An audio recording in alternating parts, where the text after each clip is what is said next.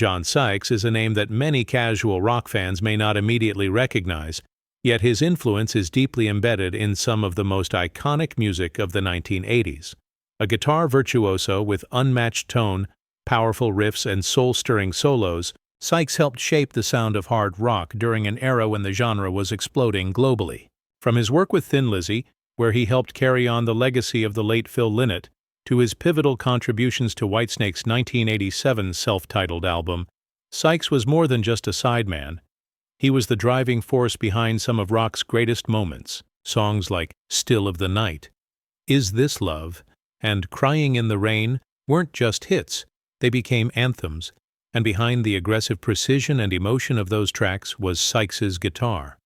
But in a cruel twist of fate, just before the release of Whitesnake 1987, Sykes was unceremoniously fired from the band. Despite co-writing nearly every song and recording all the unforgettable guitar work, he was removed from the picture and denied the chance to tour or share in the album's massive success. The world saw Whitesnake climb to new heights, without the man who helped build the very foundation of that success. For Sykes, it wasn't just a career setback. It was a deeply personal betrayal.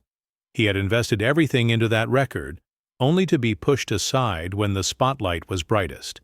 Refusing to let that define him, he went on to form Blue Murder, a band that was critically acclaimed and loved by hardcore rock and guitar fans. Yet, despite the quality of the music, it never received the commercial attention it deserved. The momentum Sykes once had never fully returned.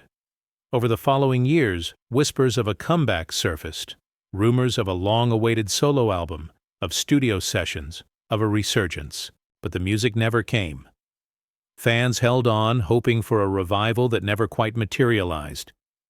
Meanwhile, the rock scene moved on, and John Sykes, once hailed as one of the most gifted guitarists of his generation, faded further into the shadows. In a world where aging rock legends continue to tour and relive their glory days, Sykes remained silent, absent from the stage, absent from the spotlight. His disappearance left a void, not just in music but in the hearts of those who remembered his genius.